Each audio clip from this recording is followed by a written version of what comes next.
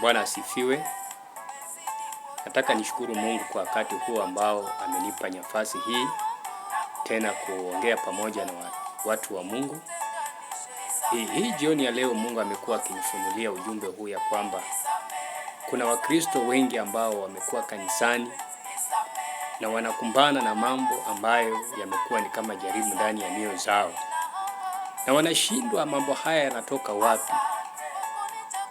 Nataka nikuambie jioni hii ya leo ya kwamba Bwana ana mipango mema juu ya maisha yao. Na jambo ambalo ningependa tu kulizungumzia ni kwamba wewe kama Mkristo ambaye umejituma kwa kazi ya Mungu, unapatikana katika kazi ya Mungu, unafika kwa wakati.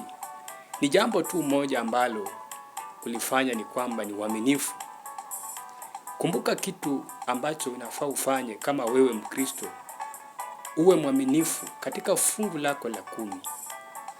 Fungu lako la 10 ndilo linalotetea kazi yako, ndio inayotetea familia yako, ndio inayotetea kazi yako. Wakati unakuwa mwaminifu katika madhabahu hayo ambaye unahudumu, katika madhabahu ambayo unashiriki, utapata ya kwamba ndio itakaye kulinda katika maisha yako, ndio itakaye kutetea. Lakini usipokuwa mwaminifu katika fungu lako la 10, utapata ya kwamba kuna stagnant spirit ambayo itasababisha mambo yako yasisonge. Maana hiyo ndiyo kazi ya shetani.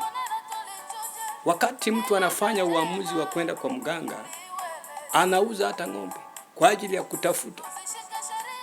Anatoa vitu zake vikubwa kwa ajili nawe usifanikiwe katika maisha. Lakini mchana huwa kwamba nataka nikuambie ni vizuri kama we Mkristo nawe uwe mwaminifu, ukatoe fungu lako la 10 ili madhabahu nayo ikaweze kutetea. Madhabahu nayo ikaweze kukujua. Ni lazima uwe connected na madhabahu, maana madhabahu hayo ndio inayekulinda. Bwana asifiwe. Kwa hivyo popote ulipo, ninao tu huu ujumbe ya kufunua. Huenda ikawa ulikuwa unafikiria mambo haya kwa nini hayaendi. Kuna mipango ambayo ulikuwa umepanga katika maisha yako na ukaona ya kwamba hii mipango haijafaulu.